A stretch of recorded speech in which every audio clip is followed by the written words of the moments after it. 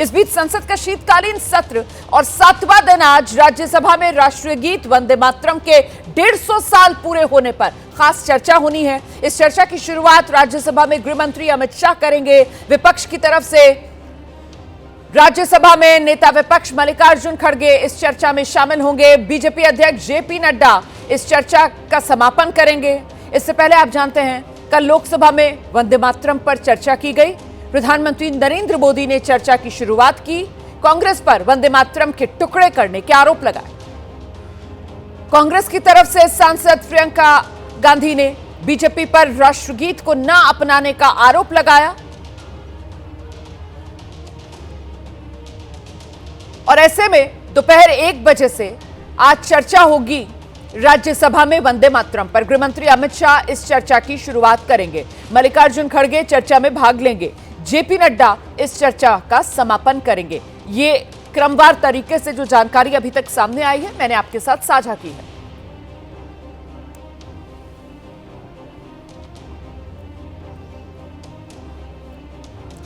तो प्रधानमंत्री मोदी ने वंदे मातरम पर पूरे 55 मिनट भाषण दिया। वंदे मातरम को केंद्र में रखकर कांग्रेस पर जमकर हमले किए। कांग्रेस ने भी संसद में प्रधानमंत्री का बढ़ चढ़कर जवाब दिया। प्रियंका गांधी ने कहा कि सरकार देश का ध्यान मुख्य मुद्दों से हटाना चाहती है। नेहरू जी कहते हैं, मैंने वंदे मातरम गीत का बैकग्राउंड पढ़ा है। नेहरू जी फिर लिखते हैं, मुझे लगता है कि ये जो बैकग्राउंड है इससे मुस्लिम भड़केंगे।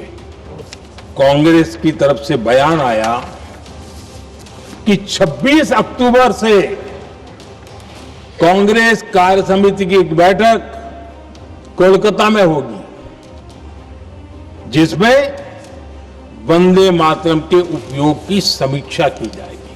पूरे देश में देशभक्तों ने इस प्रस्ताव के विरोध में देश के कोने कोने में प्रभात फेरियां निकाली, वंदे मातरम गीत गाया।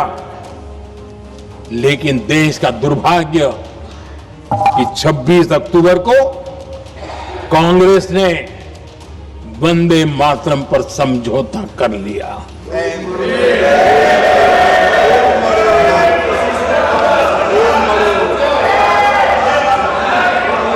वंदे मातरम के टुकड़े करने के फैसले में वंदे मातरम के टुकड़े कर दिए। हमारा राष्ट्रगीत है, इस पर क्या बहस हो सकती है? हम ये बहस यहाँ आज 2 वजहों से कर रहे हैं। पहला कि बंगाल का चुनाव आ रहा है, हमारे प्रधानमंत्री अपनी भूमिका निभाना चाहते हैं उसमें। और दूसरी वजह ये है, ये मकसद है, पुरानी मकसद इनकी अध्यक्ष महोदय कि जिन्होंने स्वतंत्रता की लड़ाई लड़ी, जिन्होंने देश के लिए बड़ी बड़ी कुर्बानियां दी, उन पर सरकार नए आरोप लादने का मौका चाहती है। देश का ध्यान फिर से जनता के ज्वलंत मुद्दों से भटकाना चाहती है। यही एक मकसद है आपका। तो वंदे मातरम की 150वीं सालगिरह के मौके पर लोकसभा में जब चर्चा हुई, इस दौरान एआईएमआईएम के प्रमुख असदुद्दीन ओवैसी ने भी इस चर्चा में हिस्सा लिया और कहा कि राष्ट्रवाद को किसी भी धर्म या धार्मिक प्रतीक से जोड़ना संविधान के मूल सिद्धांतों के खिलाफ है। रक्षा मंत्री राजनाथ सिंह ने संसद में कहा कि वंदे मातरम नफरत का शिकार हुआ है। हमारे संविधान का जो प्रियम्बल है वो क्या कहता है? Liberty of thought, expression, belief, faith and worship. अगर दस्तूर का ये पहला सफा ये बात करता है तो फिर कैसे किसी शहरी को किसी खुदा, देवी, देवता की इबादत करने पर या सजदा करने पर मजबूर किया जा सकता है? आप ही की पार्टी से आज की जो बातें हुई है इसी का बोल रही हैं। अब मैडम, अगर मजहबी आजादी इस आइन का बुनियादी उसूल है तो सवाल ये पैदा होता है कि उस वक्त हमारे जो कॉन्स्टिट्यूंट असेंबली के प्रेसिडेंट थे जनाब राजेंद्र प्रसाद साहब ने किस बुनियाद पर वंदे मातरम को कौमी तराना करार दिया? ना तो कोई सेक्युलर रेजोल्यूशन है इसके बारे में। आजादी के आंदोलन के दौरान ही कांग्रेस के कुछ लोगों की अपने आप को सेकुलर दिखाने की बेचैनी इतनी बढ़ चुकी थी कि भारतीय संस्कृति, भारतीय परंपरा और हमारी महान सभ्यता से जुड़ी कोई भी बात उन्हें कम्युनल दिखाई देती थी। भारतीय संस्कृति के प्रति उनकी इस पैथोलॉजिकल नफरत के कारण ही वंदे मातरम भी इसका शिकार बन गया। अध्यक्ष महोदय, यह बात कोई रैंडम थॉट नहीं थी। अध्यक्ष महोदय, यह एक ऐसा पूर्वाग्रह था जिसने तुष्टीकरण की राजनीति को जन्म दिया। इसी तुष्टीकरण की राजनीति के कारण भारत का विभाजन हुआ।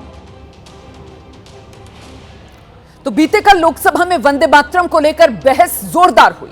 सरकार की ओर से लगातार यह बताया गया कि राष्ट्रगीत को लेकर कांग्रेस का रवैया अन्यायपूर्ण रहा है। कांग्रेस का रवैया तुष्टीकरण के चक्कर में राष्ट्रगीत में काट छाट की वजह बनी है। वहीं विपक्ष ने सरकार पर जोरदार पलटवार किया और कैसे यह वार पलटवार हुआ है, सुनिए जरा कुछ और बयानों के जरिए। हम भारतीय मुसलमान इंडियंस बाय चॉइस हैं, बाय चांस नहीं। वंदे मातरम के किन छंदों को राष्ट्रीय गीत के तौर पर अपनाया जाए, यह फैसला सर रविंद्रनाथ टैगोर और सुभाष चंद्र बोस जी जैसे नेताओं के परामर्श के बाद हुआ। क्या अब हम उन महान नायकों की समझ पर प्रश्न चिन्ह उठाएंगे? उन्हें देश को बांटने वाला और तुष्टीकरण करने वाला कहने का पाप करेंगे? उन महान हस्तियों ने वंदे मातरम के उन छंदों को अपनाया जिन्होंने देश के हर वर्ग, हर धर्म के मानने वालों को एक सूत्र में पिरोने का काम किया। और वंदे मातरम, माननीय सभापति जी, केवल एक गीत नहीं, ये महामंत्र है। और मैं तो आप सबके सामने कहना चाहता हूं कि वंदे मातरम कोई धार्मिक गीत नहीं है, किसी व्यक्ति, दल या किसी राज्य का गीत नहीं। वंदे मातरम राष्ट्र की आत्मा का गीत है। वंदे मातरम भारत के गौरव का गीत है। वंदे मातरम भारत की आशाओं आकांक्षाओं का सुरमई गीत है। भारतीय संस्कृति और विरासत का प्रतीक है। वंदे मातरम सिर्फ गीत नहीं बल्कि राष्ट्रीय प्रेम की रीत है और इसलिए कांग्रेस इससे भयभीत है। तो राष्ट्रगीत पर गदर की ये पिक्चर जो कल लोकसभा में नजर आई, आज यकीन मानिए आप इसी तरीके का नजारा राज्यसभा में भी देखने के लिए मिलेगा। राज्यसभा में चर्चा दोपहर 1 बजे से शुरू होगी। शुरुआत करेंगे गृह मंत्री अमित शाह, समापन जेपी नड्डा करेंगे और बीच में जो अन्य वक्ता होंगे उसमें कांग्रेस के लिए कमान मल्लिकार्जुन खड़गे संभालेंगे। सीधे आपको लेकर चलेंगे, हमारे साथ हमारे सहयोगी आशीष कुमार सिंह लगातार बने हुए हैं। आशीष, विपक्ष की तरफ से, खासतौर से कांग्रेस की तरफ से, खासतौर से प्रियंका गांधी की तरफ से कल जो साफ तौर पर कहा गया कि साहब हम बहस कर ही क्यों रहे हैं, राष्ट्रगीत पर बहस का औचित्य ही क्या है, और साथ ही साथ उन्होंने कह दिया कि जब राष्ट्रगीत जो सरकार कह रही है कि अन्याय हुआ है, अपमान हुआ है, कांग्रेस ने, जवाहरलाल नेहरू ने किया है, तो कांग्रेस कह रही है ये तो संविधान सभा के जो महापुरुष थे उनका अपमान किया जा रहा है, संविधान पर खुला वार किया जा रहा है। कुल मिलाकर यही वो तर्ज वार पलटवार का जो आज राज्यसभा में दिखेगा आशीष, या कुछ नया भी देखने के लिए मिल सकता है?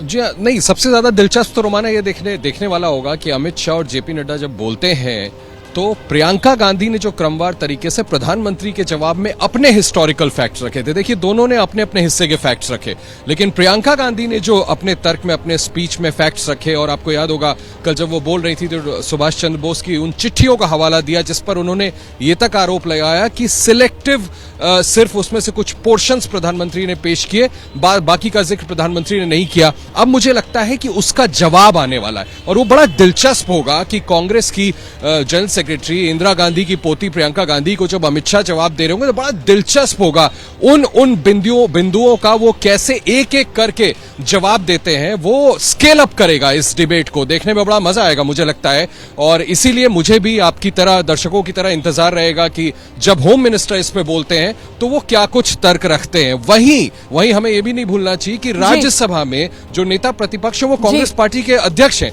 मल्लिकार्जुन खड़गे भी आज बोलने वाले, तो निश्चित तौर पर देखना होगा कि क्या एक बार फिर से इतिहास के पन्ने पलटे जाएंगे। और कल जिस तरीके से वो इतिहास के पन्नों को पलटकर एक दूसरे को कटघरे में खड़ा करने की कोशिश की जा रही थी, वही सिलसिला क्या आज भी जारी रहेगा राज्यसभा में? क्या नए फैक्ट्स इतिहास से सामने निकल कर आएंगे, इस पर नजर।